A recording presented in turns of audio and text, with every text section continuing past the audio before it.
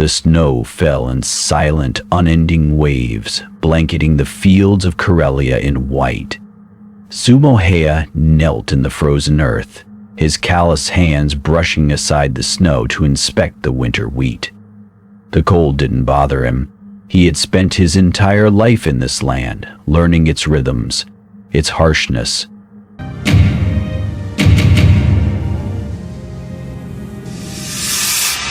The quiet was a companion. Then came the sound of boots crunching through the snow. Simo straightened, turning to see the village postmaster trudging toward him, a folded paper clutched in his gloved hand. The man's breath fogged in the air, his face grim. "Simo," he said, voice low, "it's come." Simo took the letter, already knowing what it was.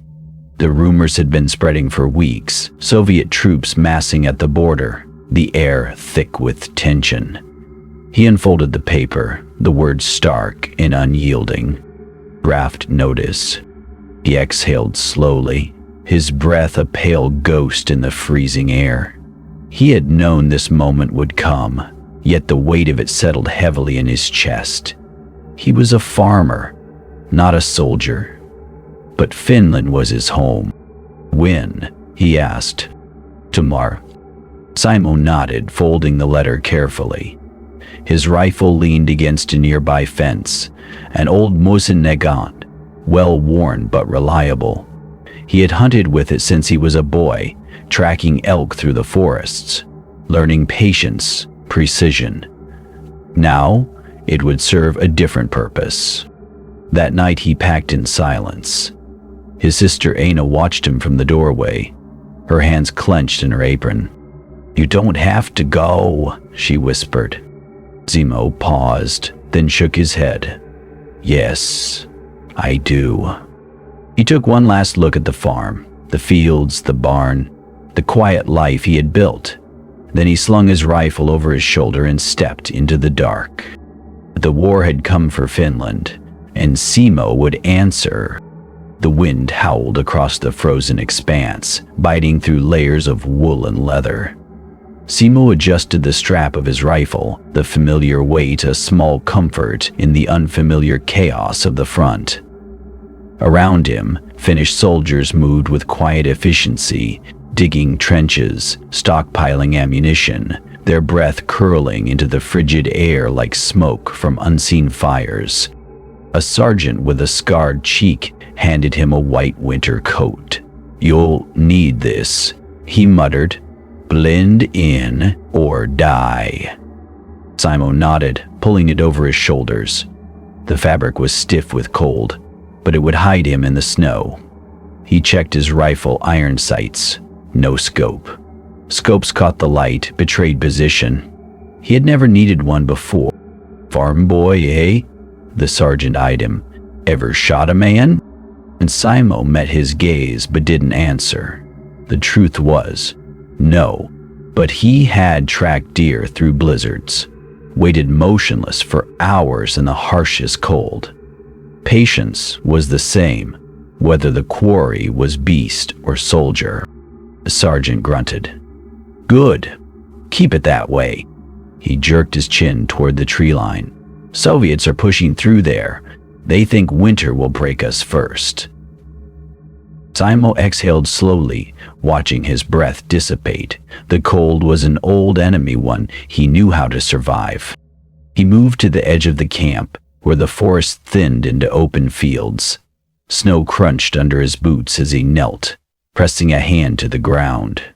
The earth here was different from his farm, harder, unfamiliar, but the wind carried the same scent of pine and ice. A distant crack echoed gunfire. Then another. The Soviets were testing the line. Simo loaded his rifle, the metallic click muffled by the snow.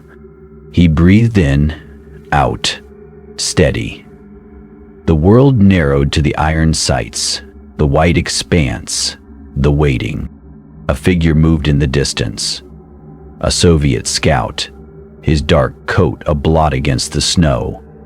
Simo's finger rested lightly on the trigger. He didn't think of the man's face, his name, his home. There was only the shot.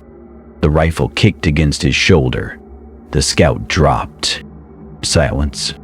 No cheers, no shouts, just the wind, the snow, and the weight of what he had done. Simo exhaled, his breath ghosting into the air. He shifted position, already scanning for the next target.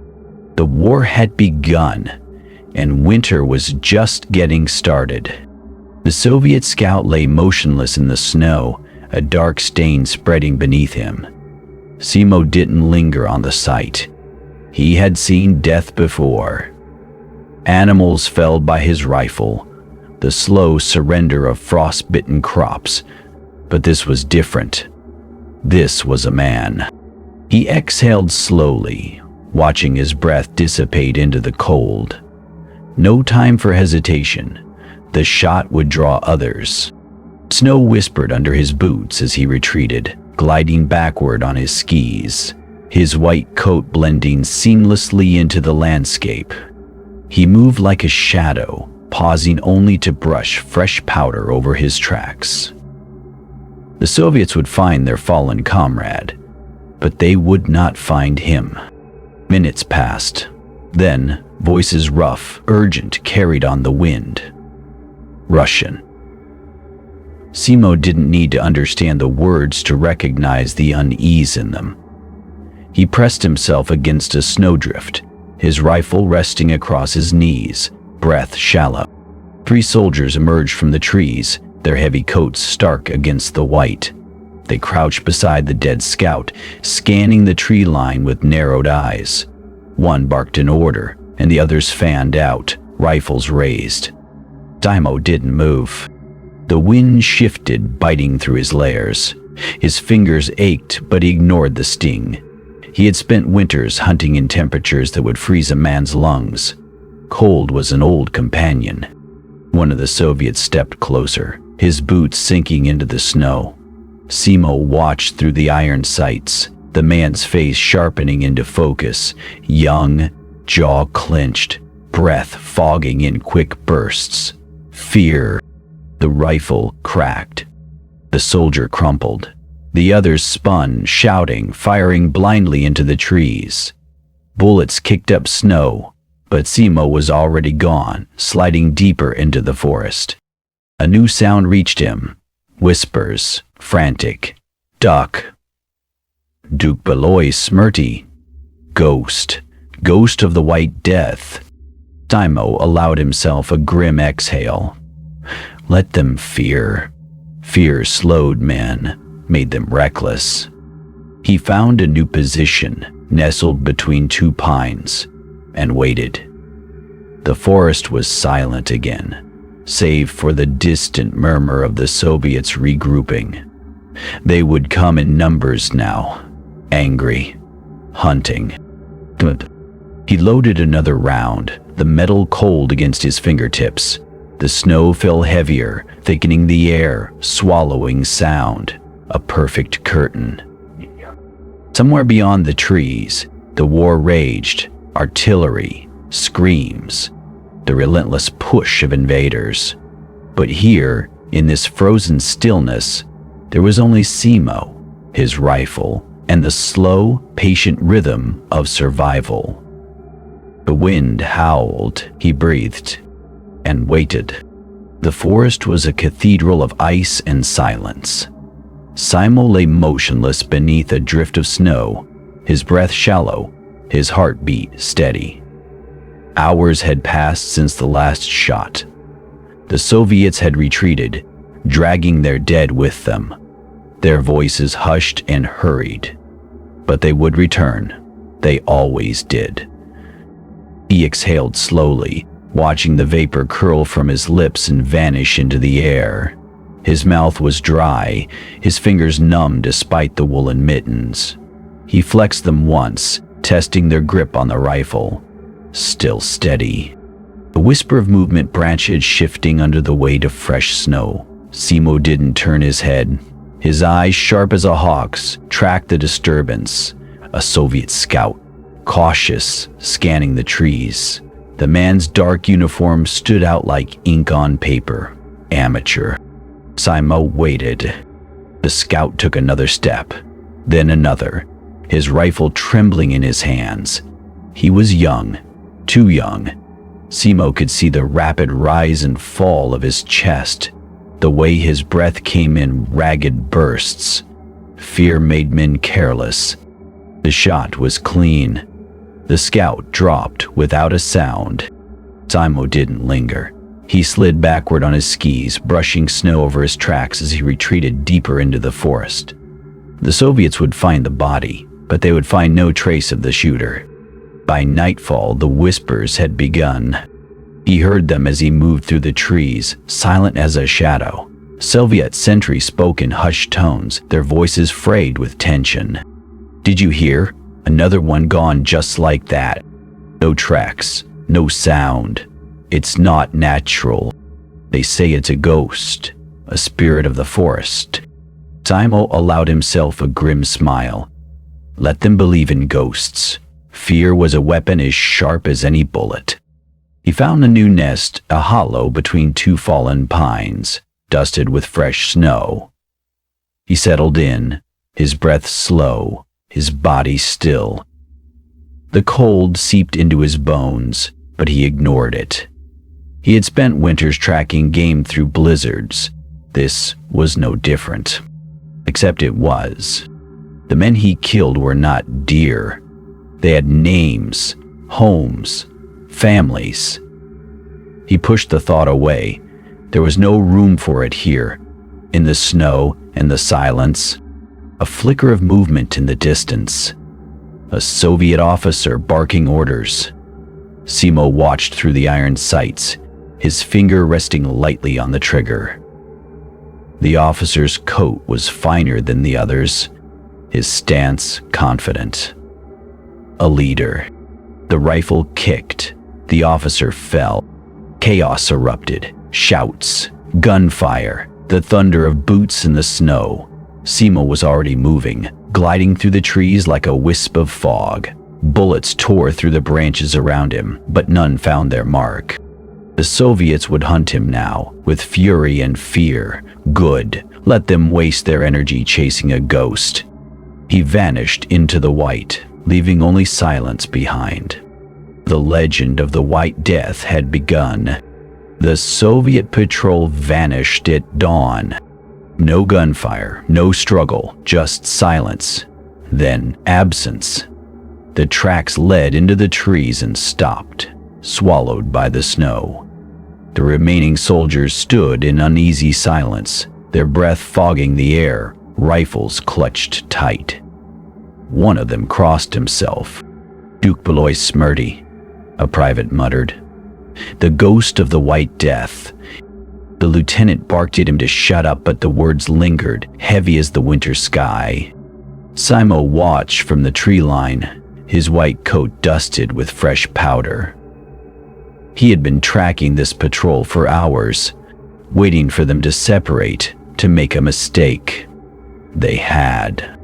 He exhaled slowly, his breath invisible against the cold. The Soviets were growing reckless. Fear did that to men. They moved in tighter formations now, their eyes darting into the trees, jumping at shadows. Some wore strips of white cloth over their coats, pathetic attempts at camouflage. Amateur. Twigs snapped. Simo didn't turn his head. His ears, sharpened by years of hunting, pinpointed the sound a straggler, lagging behind the others, his boots crunching through the crust of snow. Simo shifted his rifle, just enough to sight the man. Young, blonde stubble on his chin, his hand shook as he fumbled with his canteen.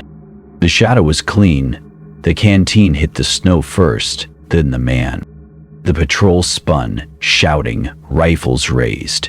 Simo was already gone, sliding backward on his skis, his tracks erased by the wind. Let them find the body. Let them wonder. By midday, the rumors had reached the Soviet camp. Men spoke in hushed tones, over thin rations, their voices frayed. 4 patrols gone this week.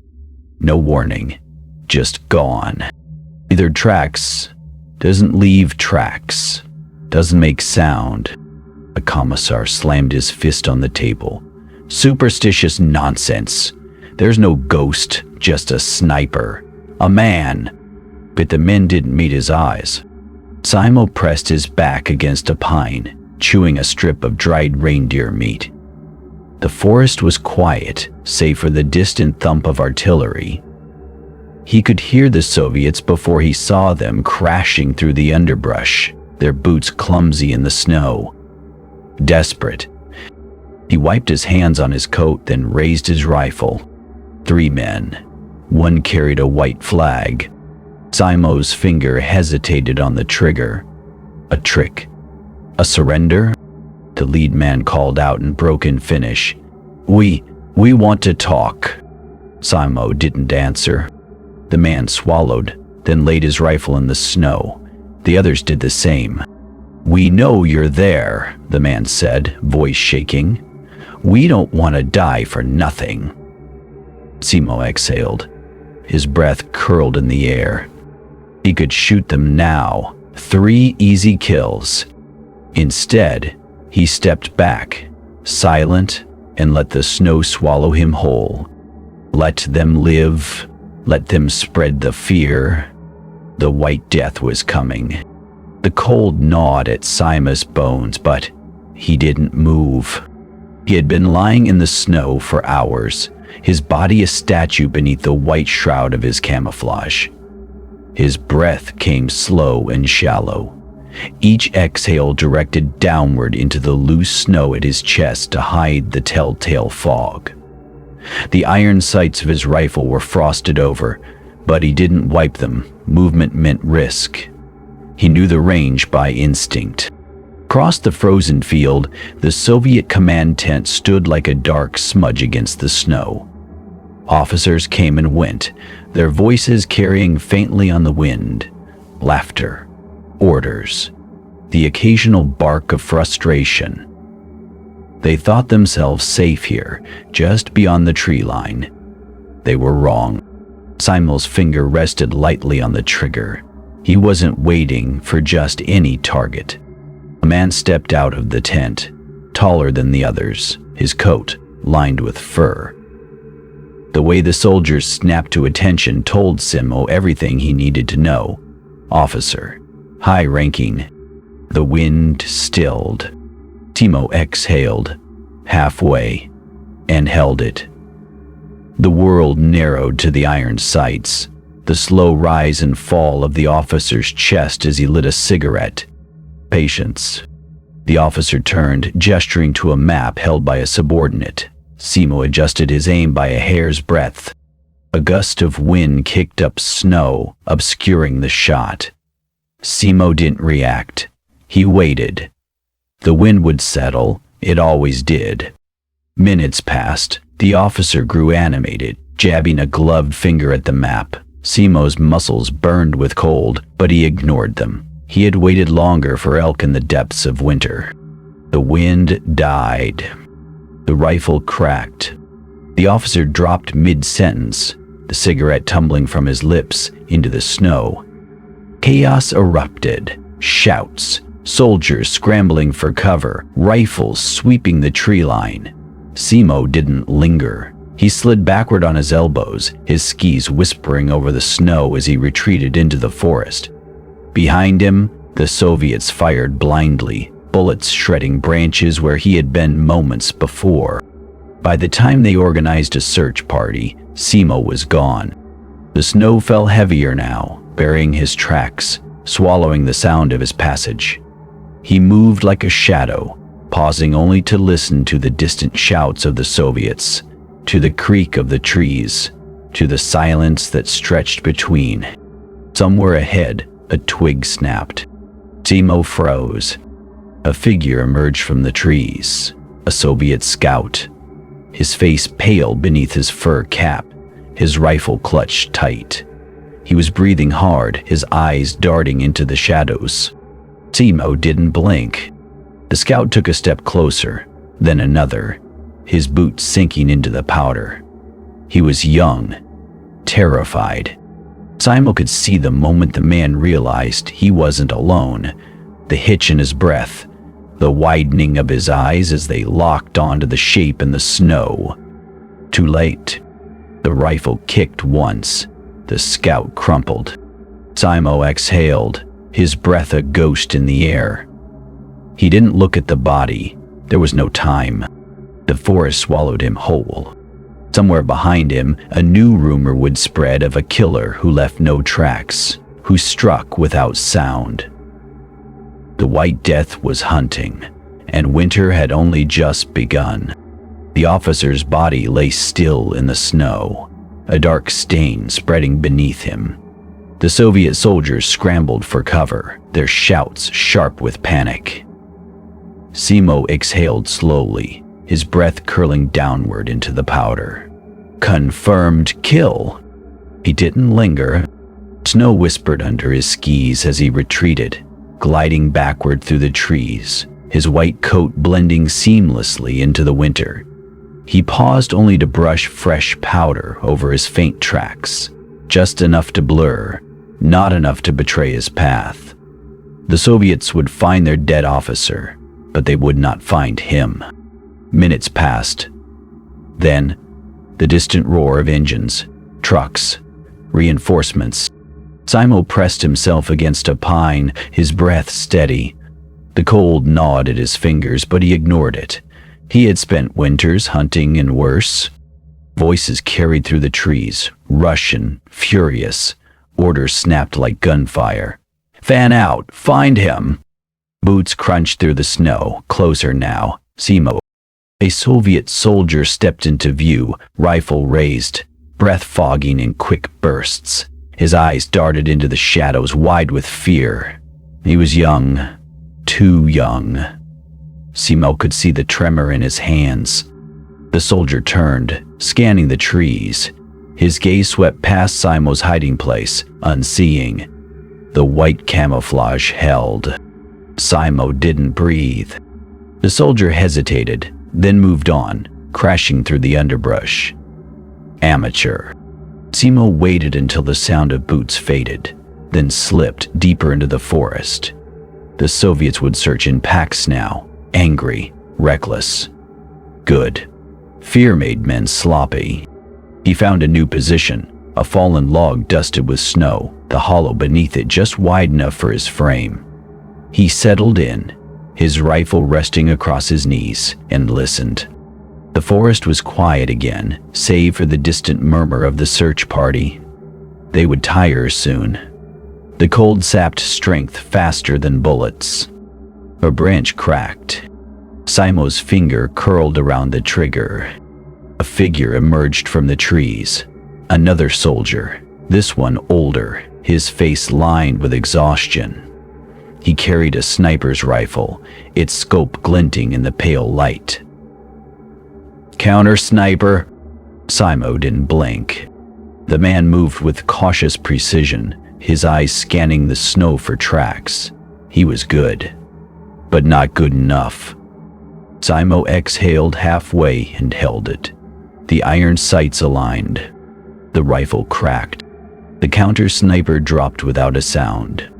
Simo was already moving, sliding backward into the trees.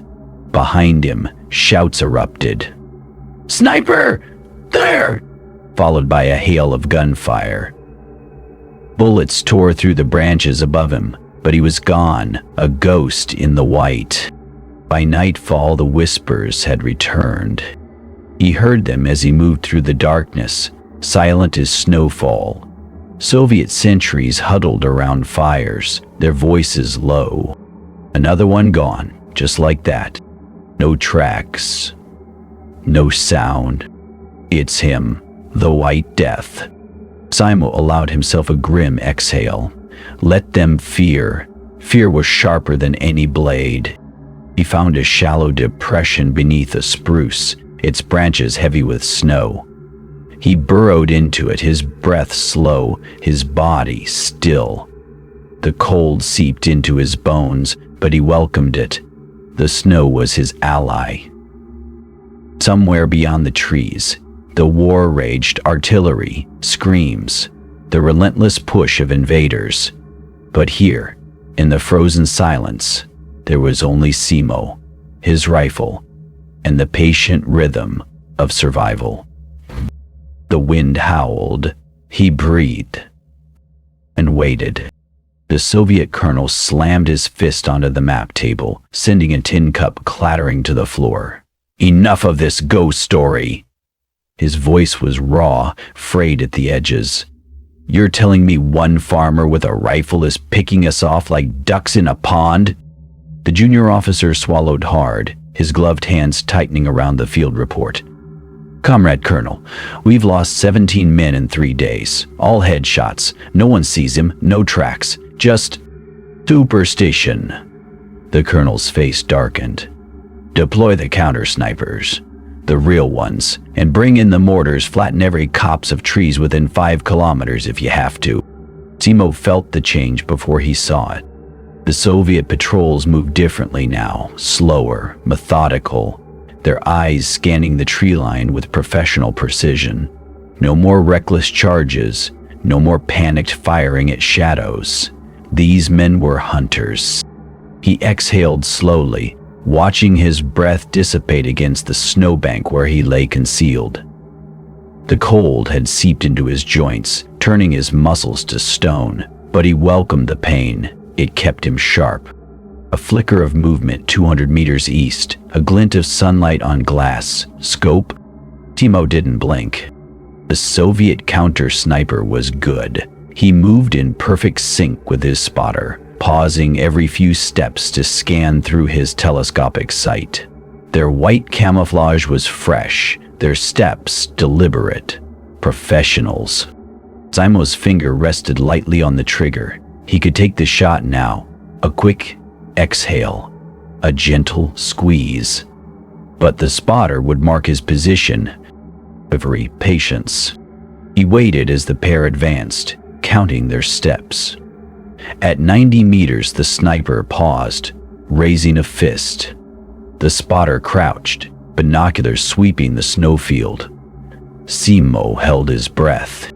A gust of wind sent powder swirling between them. The sniper turned his head just slightly to avoid the sting of ice. Simo fired. The spotter screamed as his partner collapsed, a dark hole blooming between his eyes. The surviving soldier scrambled backward, firing wildly into the trees. Simo was already moving, sliding sideways along a pre-cleared track beneath the snow's crust. Bullets shredded the branches where he'd been. The mortars came at dusk. Simo felt the first explosion before he heard it, a pressure wave rippling through the frozen earth. He rolled into a shallow gully as the forest erupted in fire and splinters. Snow turned to steam, trees to shrapnel. "They're bracketing." He counted between impacts, 3 seconds, then another strike 50 meters north. Methodical. They were burning the forest down to find him. A shell landed 20 meters east, showering him with dirt and ice. Simo tucked his rifle tight against his chest and ran, his skis cutting through the smoke. A shadow moved ahead, a Soviet flanking team, rifles raised. Simo dropped to one knee, fired twice. 2 men fell, the others scattered. He didn't wait to see where they went. The mortars were walking closer.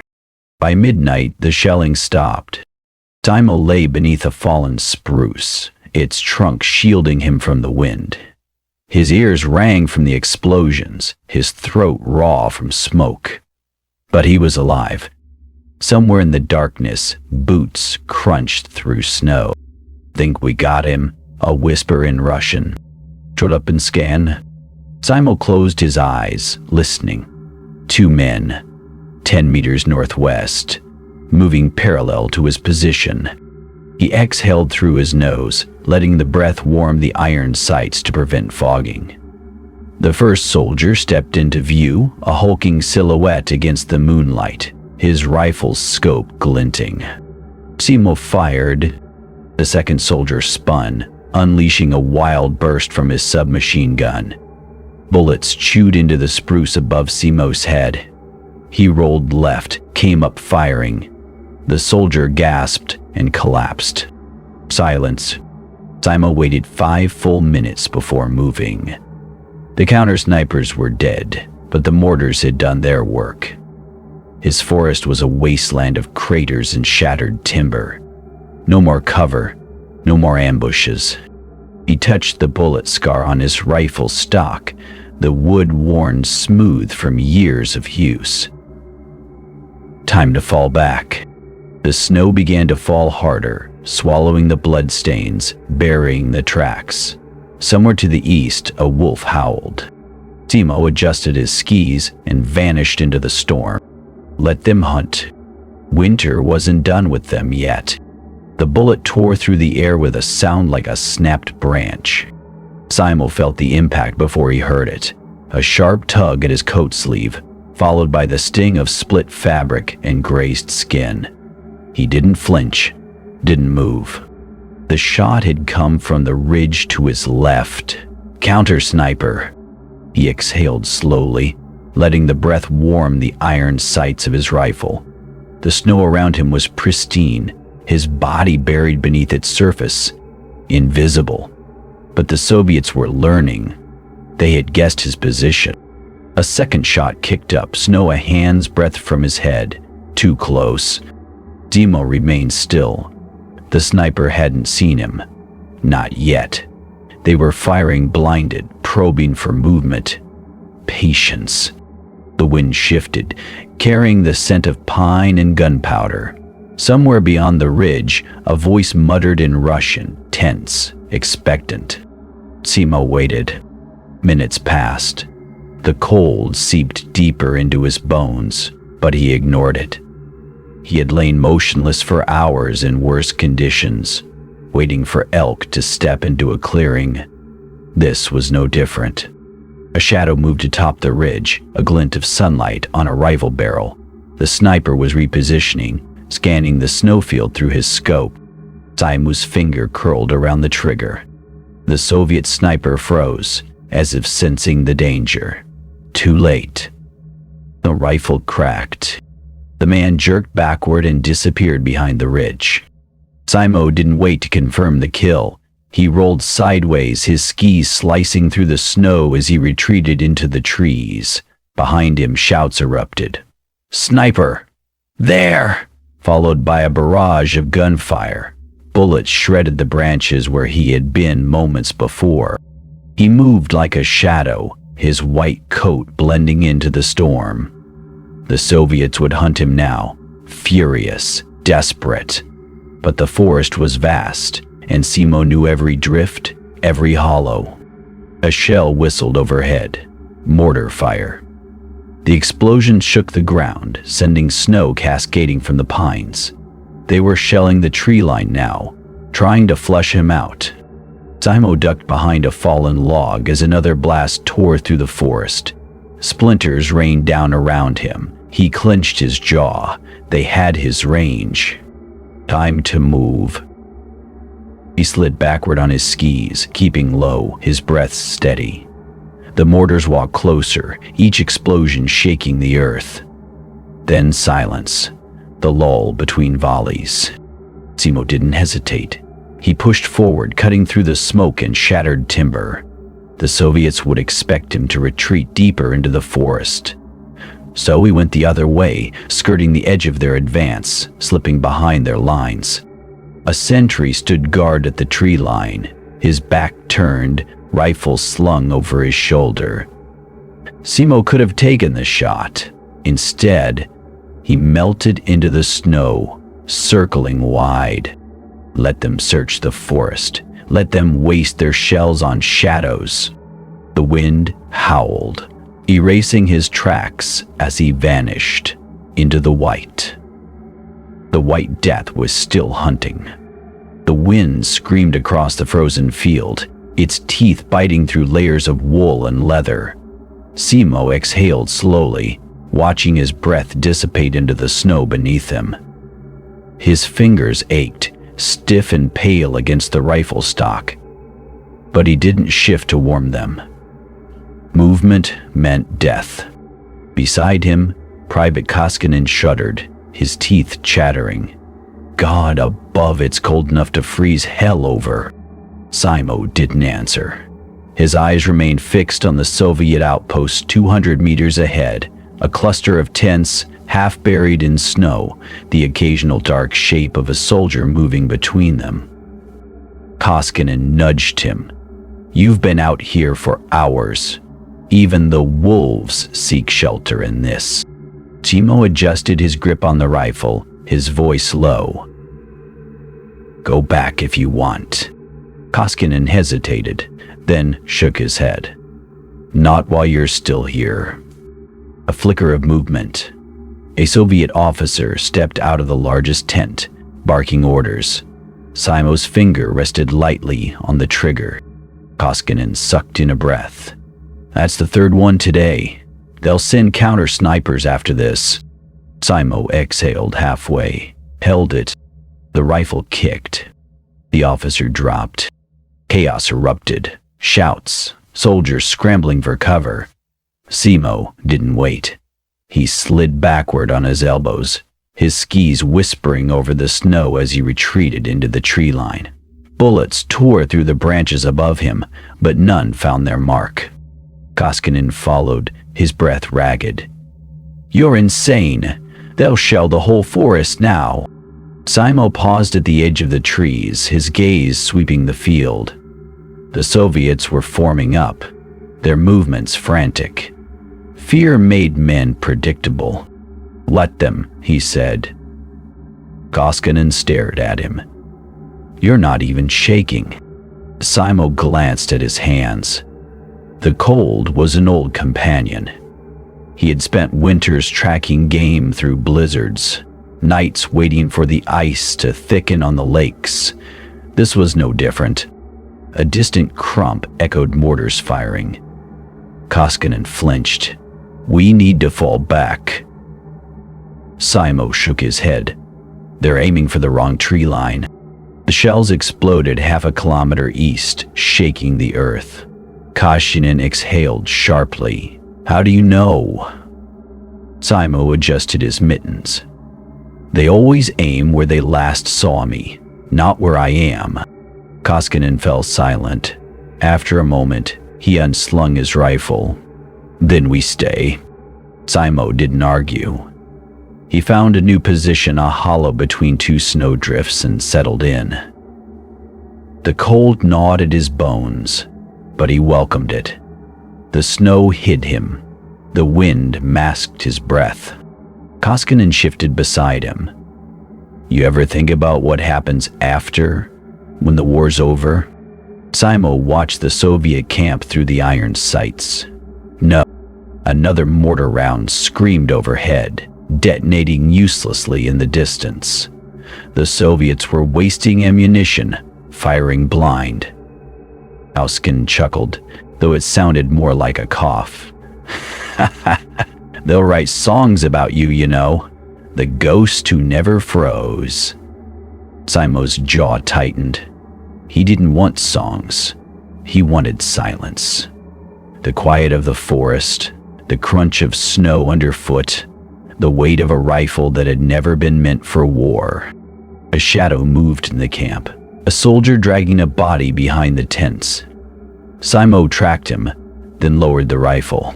Go back to the lines, he said. Tell them the Soviets are shifting their mortar teams east. Koskinen hesitated. What about you? Simo breathed out, watching the vapor curl and vanish. I'll wait. The wind howled, the snow fell, and Simo stayed. The storm came howling across the Karelian wilderness, a wall of white that swallowed the horizon. Snowflakes stung Simo's face like shards of glass as he crouched behind a fallen pine, his rifle cradled against his chest. The blizzard was a gift, a shroud thick enough to blind the enemy, yet thin enough for his iron sights to pierce. Across the field, the Soviet patrol trudged through the deepening drifts, their dark coats stark against the swirling snow. They moved in a tight cluster, shoulders hunched against the wind, rifles clutched close. Amateurs. Simo exhaled slowly, directing his breath downward into the snow to hide the telltale fog. His fingers, numb inside their mittens, flexed once against the trigger. Patience. The lead soldier paused, shouting something lost to the wind. The others halted, scanning the tree line with squinted eyes. One of them gestured wildly this way, and the group veered left, straight toward Simo's position. He didn't move. The snow swallowed sound, but he could hear their boots now, crunching, stumbling. The wind tore at their voices, fraying them into panic. Lost the trail. Freeze to death out here. Closer. Closer. Simo's world narrowed to the iron sights, the shuddering outline of the nearest soldier. A young man, his face raw with cold, his breath coming in ragged bursts. Fear. The rifle cracked. The soldier dropped. His comrades froze, eyes wide, mouths open in silent shouts. The wind snatched the gunshot away before it could echo. Simo worked the bolt, the spent cartridge vanishing into the snow.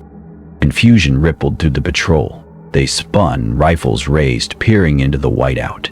One man knelt beside the body, his mittened hand coming away dark. He screamed a sound the blizzard swallowed whole. Another shot, another body. The survivors broke, scattering like startled deer. Simo tracked the slowest, a bulky figure floundering in the drifts. The rifle kicked, the man pitched forward. Silence. The blizzard raged on, burying the dead, erasing the blood. Simo exhaled, his breath a ghost in the storm. 3 less. 3 more would come tomorrow. He shifted position, snow whispering under his skis. The cold was a living thing now, gnawing at his bones, but he welcomed it. The Soviets feared this weather. He did not. Somewhere in the white, a voice wailed, "Duke Beloy, Smarty!" before the wind tore it away. Simo allowed himself a grim smile. Let them name him. Let them fear the storm. He vanished into the snow, a shadow among shadows.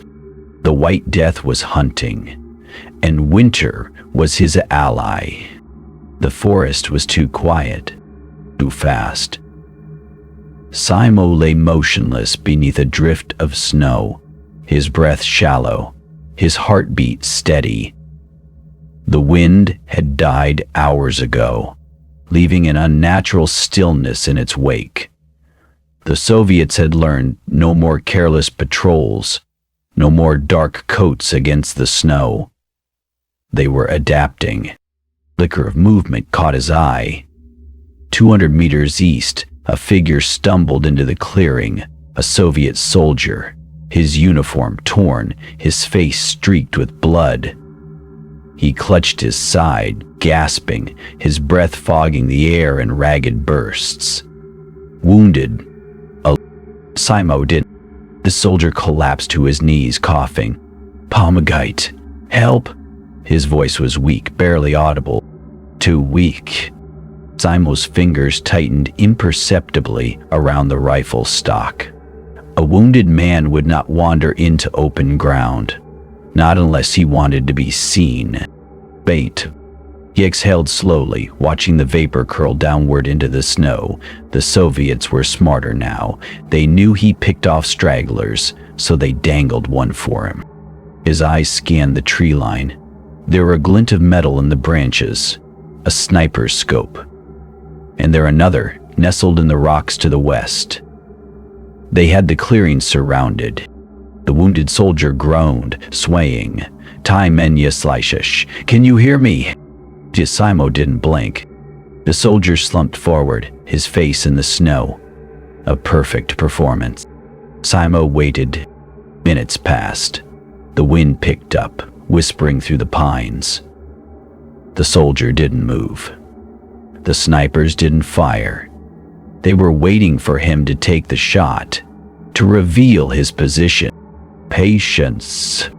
A crow cawed overhead, its wings beating against the cold. The sound echoed in the silence. Then a twitch. The wounded soldier's fingers flexed, impatient. Simo's lips curled faintly. Amateurs. He shifted his aim, not at the bait, but at the rocks to the west. The sniper there had grown restless. The barrel of his rifle edged forward, just enough to catch the light. Simo exhaled halfway, held it, and the rifle cracked. The sniper in the rocks jerked backward, his weapon clattering onto the stones. Chaos erupted. The wounded soldier scrambled to his feet, shouting. Gunfire ripped through the trees as the remaining Soviets fired blindly into the forest. Simo was already moving, sliding backward on his skis, his tracks erased by the wind. A bullet whined past his ear, close. He dropped flat, rolling behind a fallen log. The Soviets had his general direction now. They would flank him. He listened. Boots crunched through the snow, fast, reckless. 2 men, maybe 3, circling around. Simo loaded another round, his movements deliberate. The first soldier burst into view, his rifle sweeping the trees. Simo fired. The man dropped. The second soldier skidded to a halt, his eyes wide. He turned too slow. The rifle cracked again. Silence. Simo didn't wait for the third. He pushed up, his skis cutting through the powder as he retreated deeper into the forest. Behind him, the Soviets shouted, their voices sharp with frustration. He allowed himself a grim exhale. Let them hunt. Let them waste their men on traps. The snow began to fall again, thick and heavy, burying the evidence of his passage. Somewhere in the distance, a wolf howled, a long, mournful sound. Simo vanished into the white, leaving only ghosts behind. The white death was no man's prey. The dawn was a pale smear behind the clouds when the messenger arrived. Simo sat by the smoldering remains of a fire, chewing a strip of salted fish. His breath curled in the frigid air, his rifle resting across his knees like an extension of his body. Around him, the other Finnish soldiers moved quietly, their faces gaunt with exhaustion. The messenger, a young lieutenant with dark circles under his eyes, approached with a clipboard clutched in his gloved hands. His boots crunched through the snow, too loud.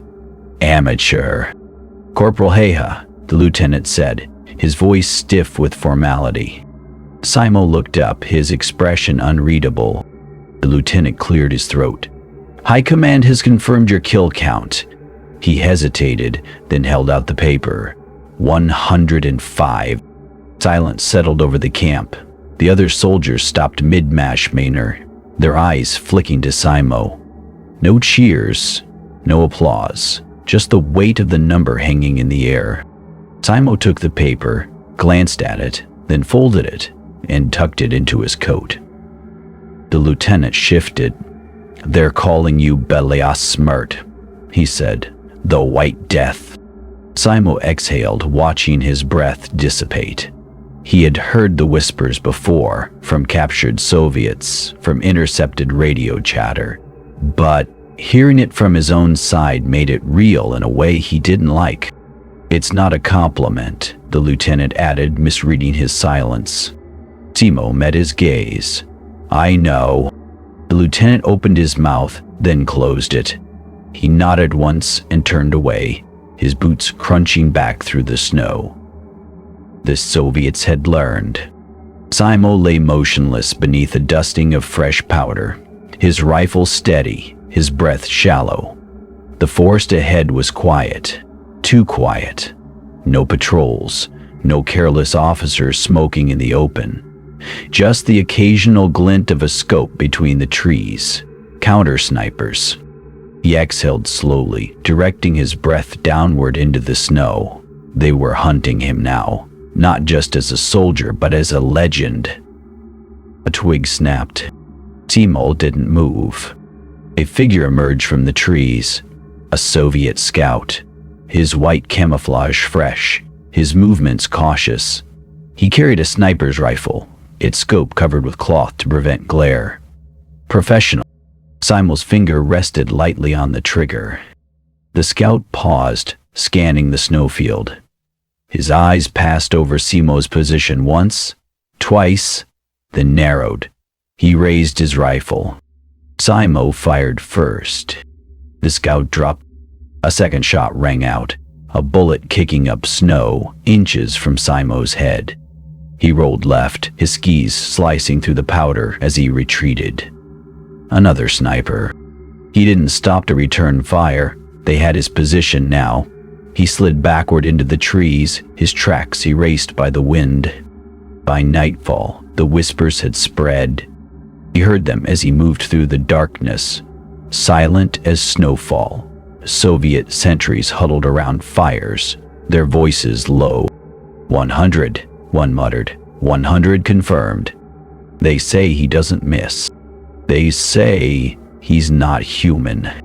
Simo allowed himself a grim exhale. Let them believe what they wanted. Fear was a weapon. He found a shallow depression beneath a spruce, its branches heavy with snow. He burrowed into it, his breath slow, his body still. The cold seeped into his bones, but he welcomed it. The snow was his ally. Somewhere beyond the trees, the war-raged artillery, screams, the relentless push of invaders. But here, in the frozen silence, there was only Simo, his rifle, and the patient rhythm of survival. The wind howled, he breathed, and waited. The earth trembled. Simo felt it first, through the frozen ground, a low rhythmic shudder that sent snow cascading from the branches overhead. He exhaled slowly, watching the vapor curl downward into the powder. The Soviets were coming. Not in scattered patrols, not in cautious advances. This was something new. A distant roar split the silence engines, dozens of them, grinding through the snow. Simo shifted position, his skis whispering over the crust of ice as he edged toward the tree line. The forest thinned ahead, opening into a vast white plain. And there, like a dark stain spreading across the horizon, was the Red Army. Columns of soldiers, their rifles glinting in the pale morning light. Armored vehicles lurched forward, their treads churning the snow into mud. Artillery pieces rolled behind, their barrels angled toward the Finnish lines. A hand gripped his shoulder. Koskinen crouched beside him, his breath ragged. "They're throwing everything at us this time." Simo didn't answer. His eyes tracked the advancing tide, the way the infantry moved in tight formations, the way the officers barked orders from the safety of the rear. Fearless, reckless. A whistle shrieked overhead. The first shell hit 50 meters to their left, erupting in a geyser of snow and splintered timber. Simo ducked as shrapnel hissed through the branches. Koskinen swore, pressing his helmet tighter to his head. "They're softening us up," he muttered. Simo nodded. The Soviets had learned. No more piecemeal assaults. This was a hammer blow. Another shell landed closer, the concussion rattling his teeth. The forest groaned under the barrage, trees snapping like matchsticks. Smoke coiled through the pines, thick and acrid. Koskinen grabbed his arm. "We have to fall back." Simo shook his head. "Not yet." He raised his rifle, scanning the advancing line through the iron sights. The Soviets were still out of range, but their scouts would come first, probing, testing the defenses. He could thin their numbers. Buy time. A flicker of movement, a squad breaking away from the main force. Their white camouflage fresh, their rifles raised. They moved with purpose, eyes scanning the tree line. Simo exhaled, his breath steady. The first scout stepped into the kill zone. The rifle cracked. The man dropped. His comrades froze, then scattered, diving for cover. Simo worked the bolt, the spent cartridge vanishing into the snow. Koskinen stared at him. You're not seriously. Another shot, another body. The Soviets opened fire, bullets shredding the trees around them. Simo slid backward, his skis cutting through the powder as he repositioned. The snow was his ally. It hid him, muffled his movements. Koskinen scrambled after him. They'll overrun us. Simo paused, listening. The artillery had stopped. That meant the infantry was advancing. He turned, his voice low. Go, warn the others. Koskinen hesitated. And you? Simo loaded another round. I'll slow them down. For a moment, Koskinen looked like he might argue. Then he clenched his jaw and nodded. Don't die out here, Häyhä. Simo didn't answer. Koskinen vanished into the smoke, his boots crunching through the snow. Simo turned back to the field. The Soviets were closer now, their shouts carrying on the wind. He exhaled, his breath a ghost in the cold. The rifle kicked. Another soldier fell. The White Death would not retreat. Not while Winters still stood with him. The Soviet advance slowed as officers fell. Simo exhaled, watching the vapor dissipate into the snow beneath his rifle barrel. His iron sights traced the chaos unfolding across the field. Men scrambling for cover, sergeants barking orders, lieutenants crumpling mid-sentence. Each shot was methodical. Machine gunners first, then officers, then anyone rallying the troops. A bullet whined past his ear, close enough to part his hair. He didn't flinch. Counter-snipers had zeroed in on his general position, but the snow and smoke made their shots wild. He waited 3 breaths, then pivoted just enough to glimpse the muzzle flash in a distant spruce. The rifle cracked. The answering scream was cut short by the wind. Simo rolled left, snow hissing beneath his skis as he repositioned. His muscles burned with cold, but the pain was distant, unimportant. The Soviets were learning their remaining officers now crouched behind tanks, their voices shrill with panic. Stay in cover. Wait for the mortars. A shell whistled overhead. Simo pressed flat as the explosion shredded the trees behind him, showering him with splinters. They were bracketing the forest, meter by meter. He counted the seconds between impacts 4, then another detonation 30 paces east. They'd adjust again. A shadow moved through the smoke, 2 Soviets dragging a heavy machine gun into the open. Simo fired twice. Both men dropped. A third soldier lunged for the weapon. The rifle kicked again. The machine gun lay abandoned in the snow. The wind shifted, carrying the stench of cordite and blood. The Soviet line wavered, men pressing themselves into the frozen earth. Fear had taken root. Simo loaded his last 5 rounds, fingers moving automatically. He could hold them here a little longer. Just until the Finnish flanking teams. A new sound cut through the gunfire, the shriek of T-26 tanks grinding forward, their treads churning mud and snow. Simo's jaw tightened. He couldn't stop armor. A hand seized his shoulder. Koskinen, his face streaked with soot. Fall back. The line's reforming at the ridge.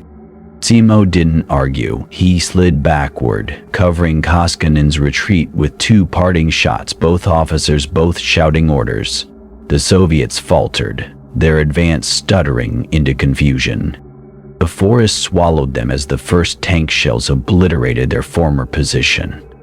Snow and dirt rained down, but Simo was already gone, a ghost in the white. Koskinen panted beside him. They'll overrun the ridge by dusk. Simo adjusted his rifle sling. Then we'll slow them more. Behind them, the Soviet war machine roared, but for now, the White Death had stolen its teeth. The world erupted in fire and noise. One moment, Simo was scything down his rifle, the cold a distant ache in his bones. The next, a deafening crack, a searing flash, and the ground vanished beneath him. He felt weightless. Then the brutal slam of earth against his back. Snow filled his mouth, his nose. The taste of iron flooded his tongue. Darkness swallowed him whole. Consciousness returned in fragments. The stench of antiseptic, the murmur of voices, Finnish, urgent. A hand pressing against his face, wet and warm. Pulled him down. Pain lanced through his skull, white-hot and blinding. Simo tried to speak, but his jaw wouldn't obey. Something was wrong. His face felt gone. A shadow loomed over him, a doctor, his sleeves rolled to the elbows, his hands gloved in blood. "Shell fragment," he muttered to someone unseen. "Shatter the jaw. Bleeding's bad." Simo's fingers twitched. His rifle. Where was his rifle? A nurse caught his wrist, her grip firm. "Don't move." The doctor leaned closer, his breath sour with exhaustion. "You're lucky, soldier. Another inch left, and you'd be dead. Lucky." The word echoed hollowly in Simo's mind. He tried to remember the Soviet offensive, the tanks, the last shot he'd taken, but the memories slipped like smoke. A needle pricked his arm. The world blurred at the edges. "Count backward from 10, the nurse said. Simo exhaled. The snow. He wanted the snow. Darkness took him again. He dreamed of the farm. The field stretched white and endless under the winter sun. His sister, Aino, knelt by the frozen creek, breaking the ice with a chisel. She looked up, her cheeks pink with cold. "You promised you'd come back," she said. Simo tried to answer, but his mouth wouldn't open. Blood dripped onto the snow between them. Aino's face crumpled. "You promised." The next time he woke, the pain was a living thing, gnawing at his face. A different nurse, older, her eyes lined with weariness, adjusted the bandages swathing his head. "Don't touch," she warned, seeing his fingers twitch toward the dressings. Bones still healing. Simo blinked.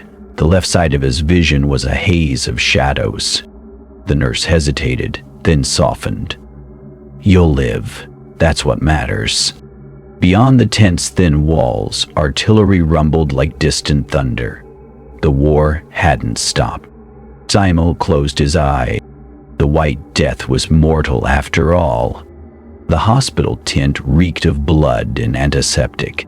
Simo lay motionless on the cot, his face wrapped in bandages, his breath shallow. The pain was a constant companion now, gnawing at his shattered jaw, but he endured it in silence. Outside, the war raged on without him. A murmur of voices drifted through the canvas walls, Finnish soldiers speaking in hushed tones. They say he took out an entire company single-handed. Heard the Soviets think he's some kind of ghost. Elias smirked. "That's what they call him." Simo closed his eye.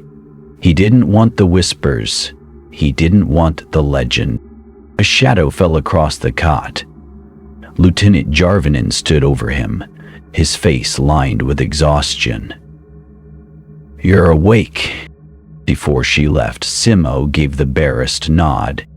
Jarvinen exhaled, rubbing his gloved hands together. "The medics say you'll live. Might not look pretty, but you'll live." Simo didn't care about pretty.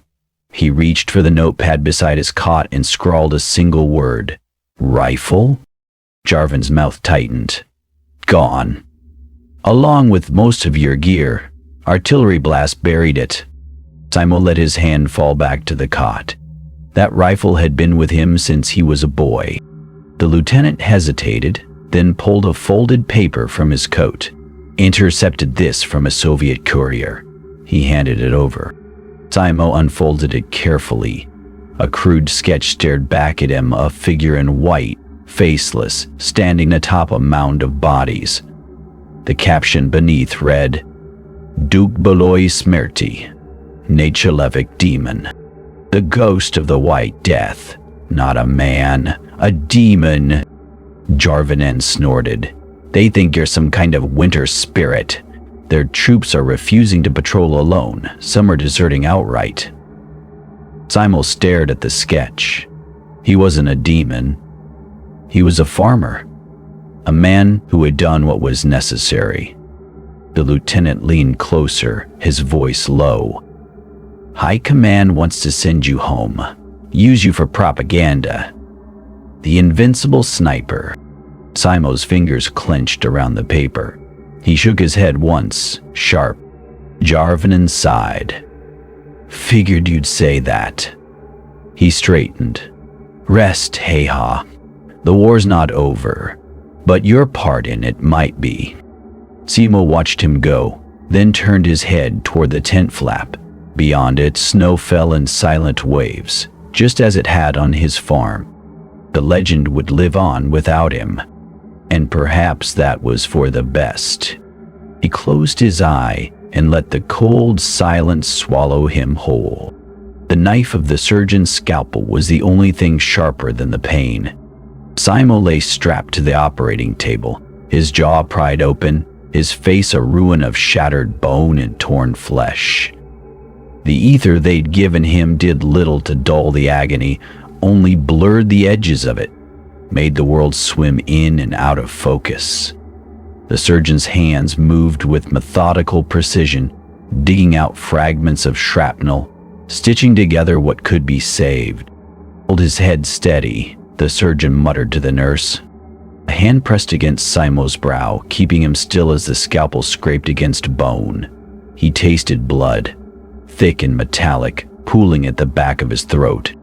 Another piece here, clamp. The instruments clinked. The pain flared white-hot.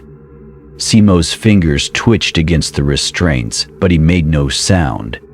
He had endured worse than this. The cold of the forest, the weight of the rifle, the waiting. The surgeon leaned back at last, his gloves slick with blood. That's all we can do, for now. The rest is up to him. The nurse wiped Simo's face with a damp cloth, her touch gentle. He's awake. The surgeon glanced down, surprised. Most men screamed, most men passed out. Simo merely stared back, his one good eye unblinking. Stubborn Finn, the surgeon grunted, but there was respect in his voice. Days blurred together in the hospital tent. Simo drifted in and out of consciousness, the pain a constant companion. The bandages around his face were changed daily, the wounds beneath slow to heal. He couldn't speak, couldn't eat solid food, but he could listen. The war raged on without him. Voices carried through the thin canvas walls, Finnish soldiers speaking in hushed tones. The Soviets pushed past the ridge. They're calling it the Mannerheim Line now. Heard they're negotiating a ceasefire. Simo closed his eye. He should be out there, not here, useless, trapped in a cot. Shadow fell across him. Private Koskinen stood at the foot of the bed, his arm in a sling, his face gaunt. You look like hell, he said. Simo exhaled through his nose, the closest thing to a laugh he could manage. Koskinen dragged over a stool and sat. They're saying you're done, sent home when you can travel. Simo's fingers twitched against the blanket. He reached for the notepad on the bedside table and scrawled a single word. No. Koskinen's mouth tightened. Your jaw's in pieces, Häyhä. You can't even hold a rifle steady. Simo wrote again, the pencil dragging clumsily. Will heal. Koskinen stared at him, then shook his head. You're the only man I know who'd walk back into that hellhole on half a face. Simo didn't answer. He didn't need to. Outside, the wind howled, carrying the scent of snow and pine. The war wasn't over, and neither was he. The first time they let him sit up, the room spun.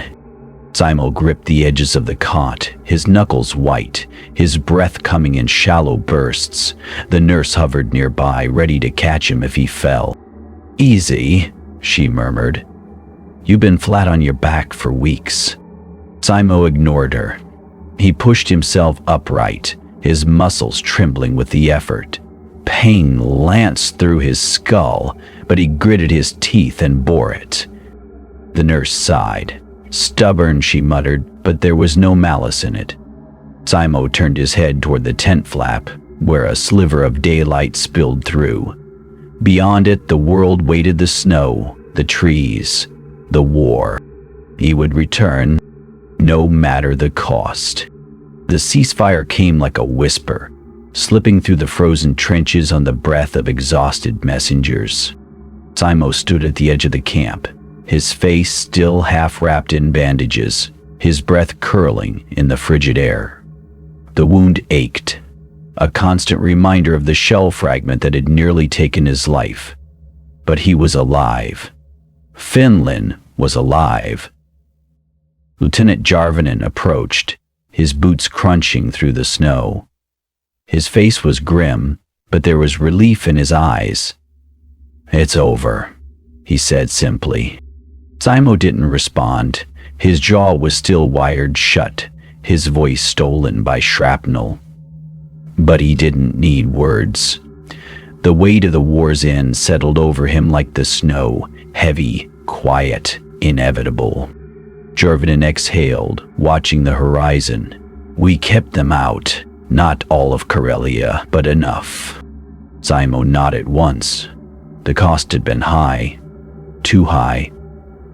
The fields he had once tilled were now scarred with craters, the forests he had hunted in reduced to splinters. And the dead Finnish and Soviet alike lay buried beneath the snow, their blood staining the earth. A soldier nearby laughed too loudly, slapping his comrades on the back. "We showed them. They won't dare come back." Simo turned away. There was no victory in survival, only relief. Jarvinen handed him a folded paper, a dispatch from high command. Simo scanned it with his good eye. The numbers were stark. Finnish losses, Soviet losses. Finland would stand, but at what cost? He handed the paper back. Jarvinen hesitated. "They want you in Helsinki. The press, the generals, they'll call you a hero." Simo's fingers tightened around the strap of his sling. No rifle, no war, just the weight of a legend he had never asked for. He shook his head. Jarvinen sighed, but didn't argue. "Where will you go?" Simo looked south, toward the farm that was no longer his, then west, where the untouched wilderness still stretched unbroken. Home. Whatever that meant now. The train ride was silent. Simo sat by the window, his face turned toward the passing forests, the snow-draped fields. The other passengers glanced at him, some with recognition, some with pity, but none dared speak. The bandages marked him as one of the war's wounded, and the hollow look in his eye warned them away. A child stared, wide-eyed, from across the aisle. "Mama, is that?" His mother hushed him, pulling him close. Simo closed his eye. The farm was smaller than he remembered. The fences sagged under the weight of snow. The fields lay fallow, and the farmhouse roof bore the scars of neglect. But it stood. Like Finland, it had endured. Aino met him at the door, her hands pressed to her mouth. She didn't speak. She didn't need to. Simo stepped inside, the warmth of the hearth washing over him. The war was over, but the snow still fell, and the White Death was just a man again. The farmhouse smelled of wood smoke and dried herbs, the familiar sense of a life Simo had almost forgotten. He stood in the doorway, his boots crusted with snow, his face still half hidden beneath bandages. Aineo hovered nearby, her hands twisting in her apron, as if unsure whether to embrace him or keep her distance. "You look terrible," she said at last, her voice wavering between relief and grief. Simo exhaled through his nose, the closest thing to a laugh he could manage. His jaw ached, the wires holding it together a constant reminder of the war's brutality. He reached into his coat and pulled out a small notepad, the pages worn from use. He scribbled a single word: home. Kaino's eyes filled with tears. She took the notepad from him, her fingers brushing his rough, calloused, just like his own. "Yes," she whispered, "you're home." But it didn't feel like home. The silence stretched between them, thick with unspoken words. Outside, the wind howled, rattling the shutters. The same wind that had carried the scent of gunpowder and blood just weeks ago. Simo stepped further inside, his gaze sweeping the room. The table where he'd once eaten breakfast, the hearth where he'd warmed his hands after long hunts, all of it the same, yet none of it familiar. The war had carved something out of him, left hollow spaces where certainty used to be. Aino busied herself with the kettle, her back to him. "The neighbors helped while you were gone," she said, her voice too bright. "Harvested what they could. The cows are still here, at least." Simo nodded absently. He walked to the window, staring out at the fields, now buried beneath a fresh layer of snow. He could almost see the ghosts of Soviet soldiers moving through the trees, their dark coats dark against the white. A hand touched his arm. Aino stood beside him, her face lined with worry. "You should rest," she said softly. He didn't argue. Sleep brought no peace. Simo jolted awake in the dead of night, his heart hammering against his ribs. The dream clung to him: snow, blood, the crack of rifle fire. He pressed a hand to his jaw, the pain grounding him in the present. The farmhouse was silent. Aino slept in the next room, her breathing steady. He rose, his bare feet silent against the wooden floor. The cold didn't bother him. He had spent months buried in snow, waiting for the perfect shot. He moved to the window, staring out at the moonlit fields. No enemies here, no war, just the land. And yeah, his fingers twitched at his side, reaching for a rifle that wasn't there. The village priest came the next day. Father Kari was an old man, his face weathered by decades of Finnish winters. He sat at the kitchen table sipping tea, his sharp eyes studying Simo over the rim of his cup. "They're calling you a hero," he said at last. Simo didn't respond. He traced the grain of the wooden table with his fingertip, his jaw clenched. The priest sighed. "Not all heroes wear their deeds lightly." Aino set a plate of bread between them, her movements brisk. "He doesn't want to talk about it." Father Kari nodded. "Fair enough." He leaned forward slightly. "But you should know people will talk, whether you want them to or not. Stories have a way of growing beyond the men who lived them." Simo picked up his notepad, his handwriting slow and deliberate. "Not a hero, just a soldier." The priest read the words, then met Simo's gaze. "Perhaps, but the world needs stories, Simo, especially now." Simo looked away. The nightmares, neither did the visitors. Men from the village came, their hats clutched in their hands, their voices hushed with reverence.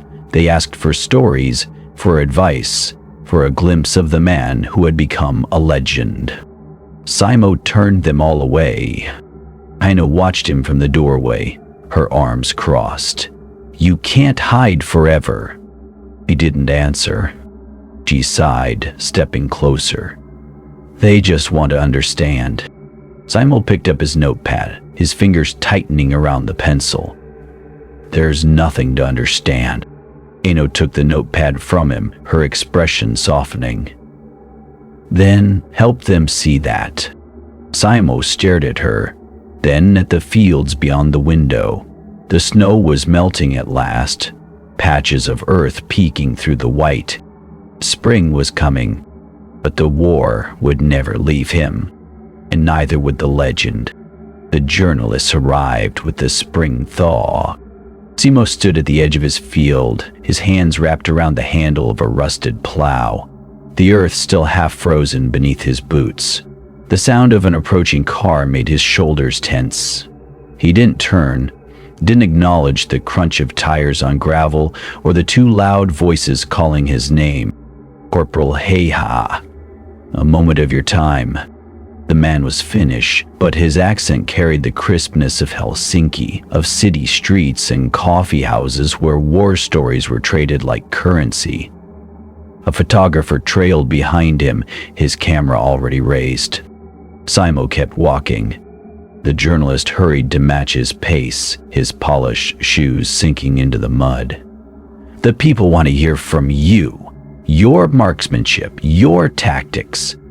They're calling you the greatest sniper in history. Simo stopped. The words hung in the air like smoke, bitter and suffocating.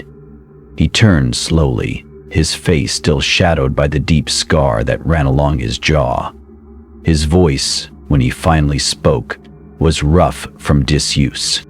I was a farmer. The journalist blinked, his pencil poised over his notepad. But your kill count means nothing. Simo's grip tightened on the plow. Go home. The photographer snapped a picture anyway, the flash blinding, intrusive. Simo didn't flinch. He merely turned back to his field, the weight of the plow dragging through the stubborn earth. The journalist hesitated, then tried again. Surely you must feel some pride. You defended Finland. Simo didn't look up. I survived, that's all. The silence stretched, broken only by the distant call of a crow. The journalist shifted, his enthusiasm wilting under Simo's quiet refusal. Finally, he cleared his throat. At least tell us, how did you do it? The cold, the waiting. Simo exhaled, his breath misting in the crisp morning air. Winter was always my ally. The journalist scribbled furiously. The photographer raised his camera again, but Simo was already moving, the plow cutting a dark line through the field. They left eventually, their car kicking up gravel as they retreated down the road. But they wouldn't be the last. The historians came next. Serious men with leather-bound notebooks and questions that scraped at wounds Simo had no interest in reopening. We're compiling records of the Winter War, one said, his glasses glinting in the lamplight of Simo's kitchen. Your account would be invaluable. Simo sat at the table, his hands wrapped around a mug of coffee, the steam curling against his scarred face. He said nothing. The historian leaned forward. The Soviets still speak of you, you know. Their reports call you Belaya Smrt, the White Death. They say you were a ghost. Simo's fingers tightened around the mug. I was a man. Then tell us what it was like, the historian pressed. The waiting, the cold, the first time you... Haino stepped between them, her voice sharp. Enough! The historian blinked up at her. She crossed her arms. He said all he's going to say. The man hesitated, then closed his notebook with a sigh. Very well, but history will remember him, whether he wants it to or not. Anil showed him the door. When she turned back, Simo was staring into his coffee, his reflection warped in the dark liquid. They'll keep coming, she said softly. Simo nodded. To the admirers, young men with bright eyes and eager hands, begging for stories, for lessons, for a shred of the legend they'd built in their heads. One boy, no older than 16, stood on Simo's porch, his voice trembling with excitement. "Teach me to shoot like you did." Simo looked at him, really looked, and saw the farm boy he'd once been.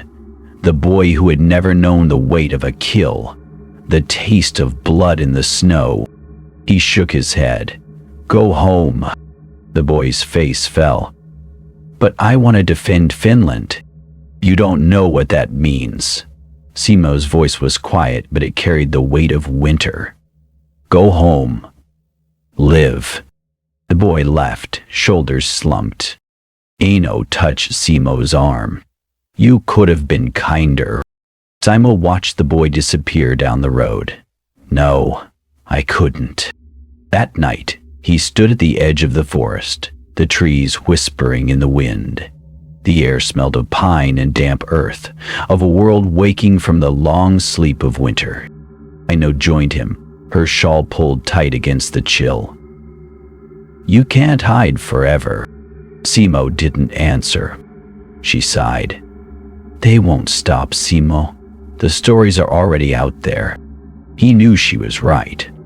The legend of the White Death would grow, twisted and polished by those who had never set foot in the snow, never felt the recoil of a rifle, never known the silence that came after.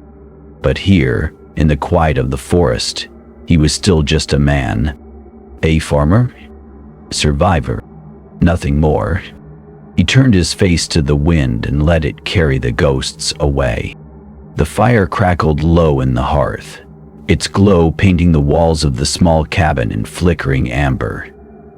Simo sat in his worn chair, the weight of years pressing down on his bones. His hands, once steady as stone, trembled slightly as he turned the old rifle over in his lap.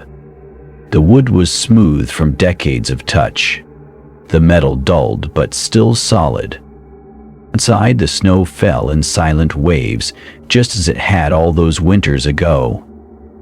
Aino set a cup of tea beside him, her own hands gnarled with age.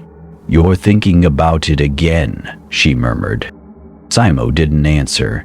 He ran his thumb along the rifle's stock, tracing the notches he'd carved there. Not tallies, never tallies. Just marks to remind him of the cold. She sighed and sat across from him, the firelight catching the silver in her hair. "It wasn't your fault." His jaw tightened. The scar there still ached when the weather turned. He had never spoken of the war, not truly, not to the journalists, not to the historians, not even to Aino. The words had stayed locked inside him, buried as deep as the soldiers he'd left in the snow. But now, with the fire dying and the years stretching thin behind him, the memories rose like ghosts. The first kill. The way the Soviet scout had crumpled, his body no different from the deer Simo had felled as a boy. The silence after, the whispers, Belaya smirt, the blood on the snow. Aino reached across, her fingers brushing his. "You did what you had to." Simo closed his eyes. Gotti. He could still see their faces, not the ones he'd shot, but the ones he'd never seen at all. The men who had died as shadows in his iron sights, their names unknown, their lives reduced to breath on the wind. He had been good at it. That was the truth that haunted him. Not the killing, but the ease of it. The way the cold had sharpened his focus, the way the snow had hidden his sins.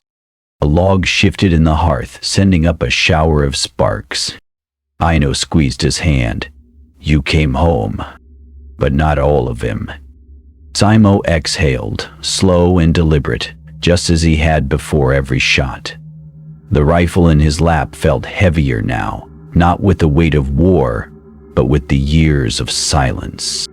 He had been a farmer, a hunter, a soldier, and now, an old man with too many ghosts. Outside, the snow kept falling, relentless and pure, as if trying to bury the past beneath its endless white. Simo set the rifle aside and reached for his tea. The war was over, but the winter never truly ended. The snow fell softly over Helsinki, blanketing the city in quiet white. Inside the dimly lit lecture hall of the university, Professor Lane adjusted his spectacles and tapped his notes against the podium. The room buzzed with students and historians, their breath fogging in the unheated air.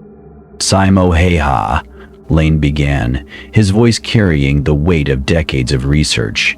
A farmer, a soldier, a legend. But what, truly, was his legacy? A hand shot up in the front row. He was the deadliest sniper in history, a young man declared. Over 500 confirmed kills. Lane sighed. But that's the first myth we must dispel. The number is debated. Some say 200, others 3. The Soviets inflated it to explain their failures. Häyhä himself never confirmed a count. A woman near the back frowned. Does it matter? He defended Finland. That's what history remembers. Lang nodded. And yet, what does it mean to defend? Häyhä didn't fight for glory. He fought because his home was threatened. There's a difference. Silence settled over the room. Outside, the wind howled against the windows, a ghost of the winters Häyhä had endured. A veteran in the corner, his face lined with age, spoke without raising his hand. I served with him. He wasn't a demon, just a man who knew snow better than anyone. Lane smiled faintly. Precisely. The legend of the White Death grew because men needed an explanation for the terror they felt. But Häyhä? He was a hunter. Patient. Practical. He used iron sights because scopes fogged in the cold. He packed snow in front of his muzzle to hide the blast. These weren't acts of a supernatural killer, just a man who understood his environment. Student leaned forward. Then why does the myth persist? Because war needs monsters, Lane said quietly, on both sides. In Karelia, near the old border, a group of Russian and Finnish historians stood side by side in the snow. The battlefield was long reclaimed by the forest, the craters filled in, the blood washed away by time. A Russian scholar, his breath curling in the air, knelt and brushed snow from a weathered marker. They say he stood here for 3 days. No food, no fire, just waiting. His Finnish counterpart nodded. And when the Soviets advanced, he took them apart one by one. The Russian sighed. My grandfather's unit was here. They spoke of him like a ghost. Some swore he couldn't be killed. The Finn chuckled, but there was no joy in it. He could be. And he was. They stood in silence, the snow settling on their shoulders. Back in Helsinki, a child tugged at her father's coat as they passed a bookstore. The display window held a new volume, The White Death, Myth and Man. Papa, was he a hero? The father hesitated. He was a soldier who did his duty, that's all. The child frowned, but the book says he was the best. The father knelt, his voice gentle. War doesn't have best, only survivors. On his farm, now tended by Eno's grandchildren, the old Mosin Nagant hung above the hearth, its wood polished but its barrel cold. Visitors sometimes asked to hold it, to touch the weapon of a legend. And his granddaughter, a girl of 12, would shake her head. It's not for touching, she'd say firmly, it's for remembering.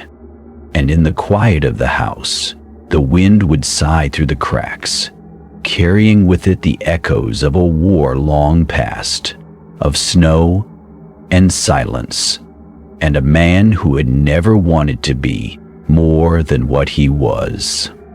The White Death was gone, but winter remained. The stone stood stark against the snow, its edges sharp and unyielding.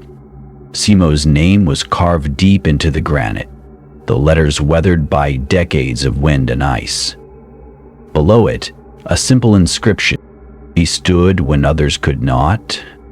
Aino brushed snow from the base of the monument, her gloved fingers lingering on the cold stone. The village had erected it at the edge of the forest, where the trees thinned into open fields, a place Simo had loved in life, where the silence was broken only by the wind and the distant call of crows. Behind her, a small crowd gathered. Veterans of the Winter War, their backs bent with age, stood shoulder to shoulder with villagers who had only known Sima as a legend. Children fidgeted in the cold, their breath fogging the air as they stared at the stone with wide eyes. The mayor cleared his throat. "We gather today to honor a man who asked for no honors," he began, his voice carrying over the hushed assembly. "A farmer, a soldier, a guardian of this land." Aine closed her eyes. She could almost hear Simo's voice, gruff and impatient. Waste of time. But it wasn't, not for them. The mayor continued, his words measured. Simo Häyhä did not fight for glory. He fought because it was necessary, because home was worth defending. A murmur of agreement rippled through the crowd. An old veteran, Koskinen, his face lined with scars, nodded once, sharply. Aino stepped forward, her boots sinking into the snow. She hadn't planned to speak, but the words rose unbidden. "He hated this," she said, her voice steady despite the ache in her chest.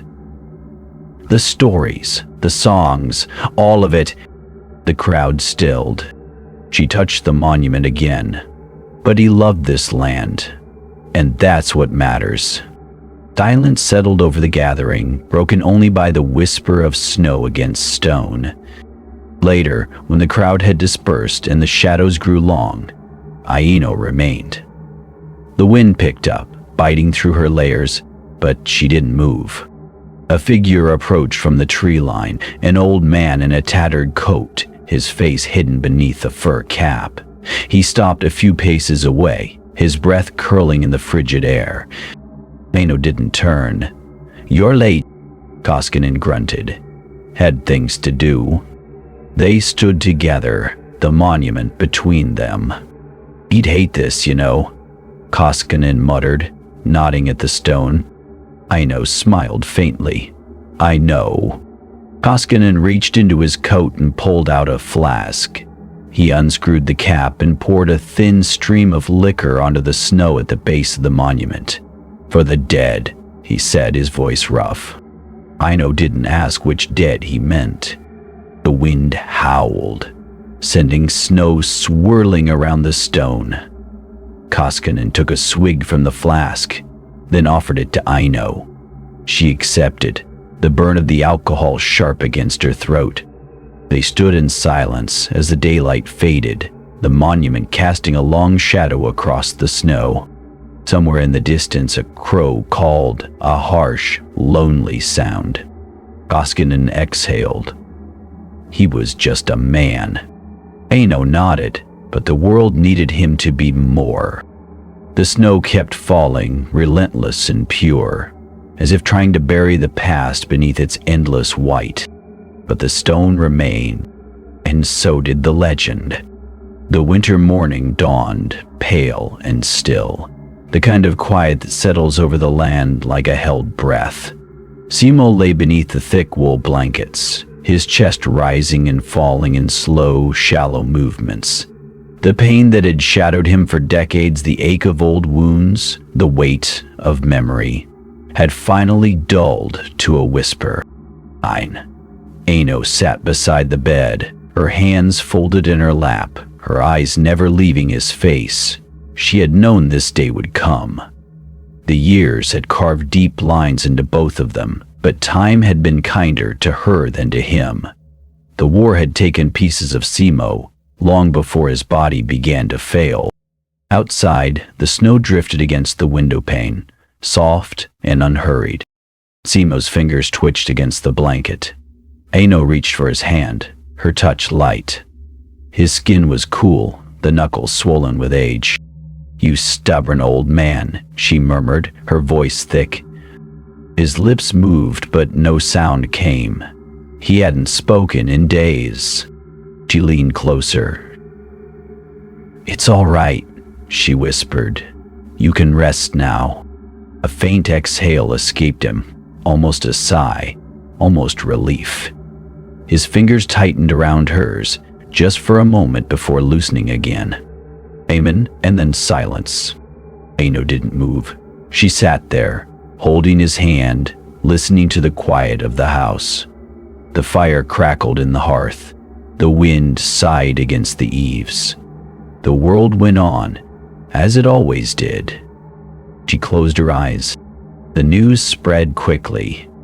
Neighbors came first, their boots tracking snow across the threshold, their voices hushed. They brought food, though no one had an appetite. They spoke in low tones, their eyes darting to the closed bedroom door. "He was a hero," one murmured. Aino didn't correct them. The village priest arrived next, his coat dusted with snow, his face solemn. He clasped Aino's hands in his own. "The Lord has called him home." Aino nodded, though she wasn't sure Simo had ever believed in much beyond the land and the sky and the quiet of the forest. The priest hesitated. "Will there be a service?" "Yes," Aino said. "Small, quiet, the way he would have wanted." The priest bowed his head. "Of course." They buried him beside the old oak at the edge of the field, where the earth was soft and the wind carried the scent of pine. The grave was simple, the marker plain, just his name and the years he had lived. No mention of war, no mention of legend. The few who attended stood in silence, their breath fogging the air. Koskinen, older now but still unbent, placed a single cartridge on the fresh-turned earth. "For the hunt," he muttered.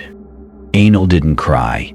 She had shed her tears years ago, in the quiet moments when Simo's nightmares woke them both, when the weight of his silence pressed against her like a second winter. Now she only watched as the snow began to fall again, covering the grave in white.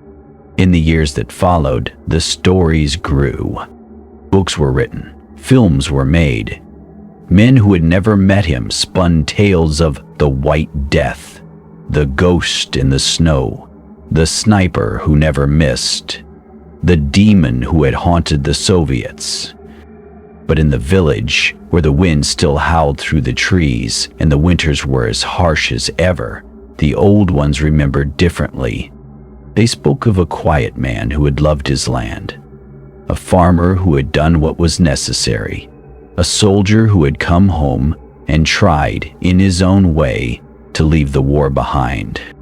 And on the coldest nights, when the snow fell thick and silent, some swore they could still see him a shadow in the white, moving through the trees like a memory.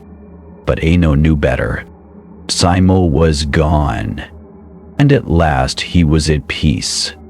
Decades later, Finnish children gathered in a schoolhouse near the Karelian border, their breath fogging the frost-edged windows as their teacher unrolled a worn map.